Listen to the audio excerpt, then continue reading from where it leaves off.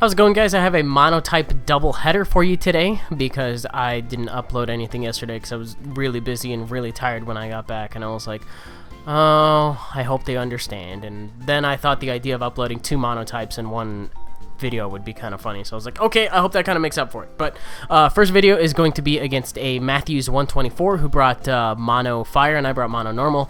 And then the next one is going to be against VictoryStar with some numbers after. We'll get into that when we get into that. But looking at my team, I got stuff. The mill tank is actually probably going to be the MVP here just because it is the only thing on the team that has thick fat, and it has access to stealth rocks, which for a opposing mono fire team is really not good news at all. But he's going to go ahead and lead off with Heat Train. I don't mind staying in on this thing at all because I can milk drink and heal bell off anything that he wants to do. I want to scout out what his set is all about, but I figure I might as well go for the body slam, maybe get some paralysis just in case he does happen to be a well, he didn't happen to be a Scar variant. We saw the balloon, but like I don't know what else he would be. The paralysis on anything would be nice. So bulky variant or not. But gonna go ahead and set up the Stealth Rex after he sets up his own, and then he's gonna see that his Fire Blast, which although looks very cool, is not really gonna do a whole hell of a lot of damage. I resist it thanks to the thick fat, and I can just milk drink it off next turn. But I think I ended up going for the body slam because god damn it, body slam is for paralyzing things, and I'm looking to paralyze stuff. So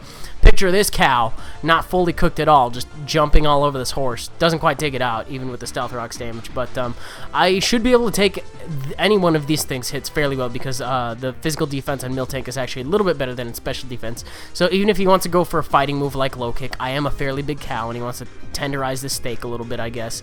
It's not going to be enough to take me out. So another body slam, going to take this thing down. And this cow, surprisingly, in the face of fires and ovens and really scary things, does not die. And I'm going to actually explain why right here, because I go for a milk drink. And I end up being faster, first off, because I actually run max HP and max speed on this thing. And he doesn't end up going for the superpower, which probably would have saved him a lot of grief, because he ends up going for the U-turn. With rocks up, not really the best of plays. I guess he was expecting to scare me off because of the superpower, and that's like, yeah, okay. But I figured I already got rocks up, I already took something out. I haven't paralyzed anything, but I'm kind of okay with the idea of letting this thing die, because it's already doing a lot of things like passive damage because of Stealth Rocks, and the only fire type spinner being Torkoal, he doesn't have that on his team. You know, the rocks are there to stay. So he brings in the oven, and now I know he means serious business because he's brought the oven in against the cow. But I'm going to go for a milk drink anyway just to see how much I take from any one of his hits. He decides to go for a Will-O-Wisp, ends up missing. Not going to matter at all because I do have Heal Bell. I've grown really fond of that move lately, and I'm actually trying to make an effort to run at least one Heal Beller on every team I bring because that's really handy, and I hate it when like hacks happens and burns and the paralysis and the freezes and the shit. That's really shitty, and Heal Bellers help. So he goes for a Pain Split.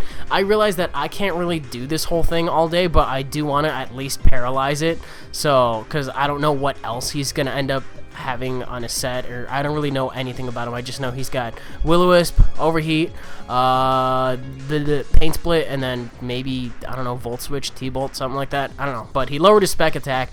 Didn't really end up doing too much with the Overheat anyway, so he's not really overcooking me at all, like his name implies. I'm just sitting in here. I'm a cow. Do you realize how weird Milk Drink is on a Mill Tank? Just thinking about it, like it just leans over and it sucks its nipple and it recovers half of its HP. I don't really think they thought that one through, because I mean, yeah, hey, it'd be cool if it had like an ability where it like made Moo Moo milk like as a held item, kind of like pickup. That would be super duper awesome, as opposed to having Milk Drink be an actual ability, because that's kind of awkward. And then I go for the Healing Cowbell and get rid of the Will-O-Wisp, and then I think he's gonna one of us is gonna switch out at this point. I'm really just trying to get a paralysis, because as many times I go for Body Slam, I just don't fucking get it, and he's not really getting that much back from the Pain Split anyway, so he decides to switch out. He doesn't really have any business staying in here, especially with the lowered spec attack. Decides to go back out to Heat Train, and I'm just looking to either have this thing die or get some paralysis along the way. I mean, it's not exactly death fodder, but if he wants to bring in something and go for like a physical fighting move or even a special fighting move, fine, do it. What are you doing? Like, I'm gonna go for the Body Slam again, and then I finally get a paralysis on something. And I think I get the full para on that turn kind of to make up for it. But I don't know what he was going to go for on that turn, so I don't really know how much that mattered. I mean, if he had Roar, whatever. But I really don't think anything else would have threatened me out at that amount of HP. So I decided to go into my Braviary, and this is a Choice Banded Braviary, the only thing on my team that actually mines a Stealth Rock, so I gotta be careful with that. But I sort of kind of accidentally made a good move. I wasn't really expecting the Earth Power, and I was like, I'm just gonna go ahead and Rock Slide here. And I went for the Rock Slide thinking that he was gonna end up switching out to fucking Victini, is what I was thinking, so he could sponge the superpower, because that is a Choice Banded Braviary, and I'm really surprised to see that a Sheer Force Rock Slide doesn't end up taking it out, because I think it removes the, I don't know if it removes the flinching chance on Rock Slide. I'm not 100% on that, if Sheer Force does that. I feel like it might, and that's the only reason I'm running it. But Victini comes in. I'm going to go back out into the Miltank, and the strongest move in the game, the V-Create, is not really going to cook this cow too much. And I'm left with around the same amount of HP that I was off of the, like one of the Fire Blasts or something like that. But I believe I just take the time, can't talk. Take the time to Milk Drink it off on his switch, and he can't kill this thing. How funny that they're having trouble cooking this steak. I probably already made that joke a lot, but that's one of the reasons I held on to this game, because it was really, really funny to me. But now he's finally going to bring in Darmanitan and realize, hey, if I want to kill this thing off, then I need to do it in a very anticlimactic fashion by taking him out with this superpower. So I try to go for Body Slam because I recognize what is coming.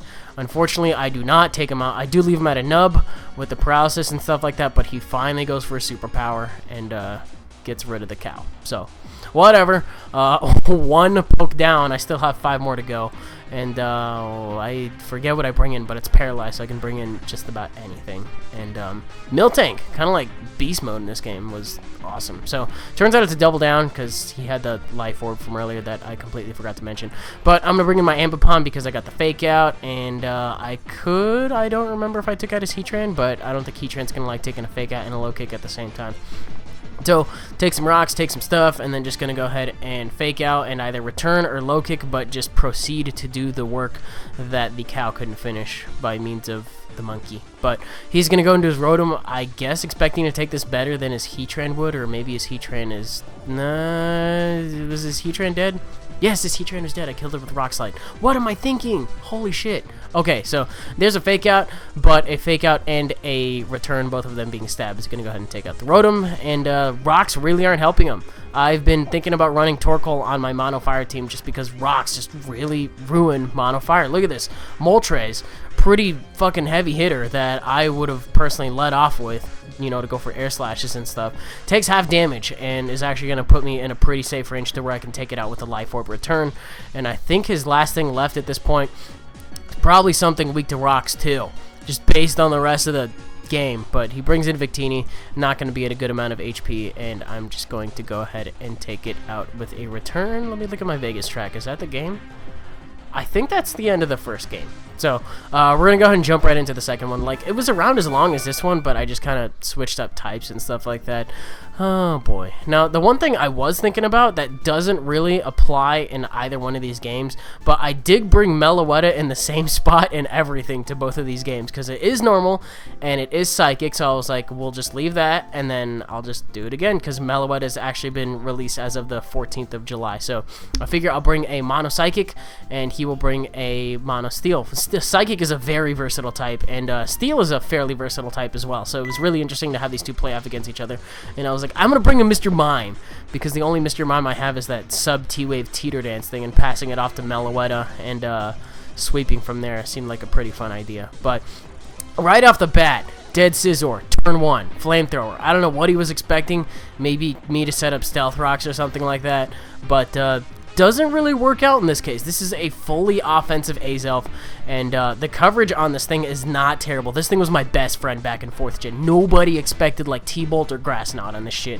It was beautiful, and you should not underestimate the coverage that Azelf gets. But he's going to go ahead and bring in his Lucario here, decide to go for the extreme speed on my Slowbro, and I think this Slowbro is a little bit interesting in that it runs Flamethrower. I should probably be running Fire Blast, blah, blah, blah. People are going to tell me that. I don't like missing with the poke that slow. I want to get, like, surefire kills, but fire moves all over his team, and it's really not going to do that much to the Empoleon. So I decided I'm going to switch out, and he makes a very, very good play here and decides to go for the Hydro Pump anyways, but I switch out until like the weakest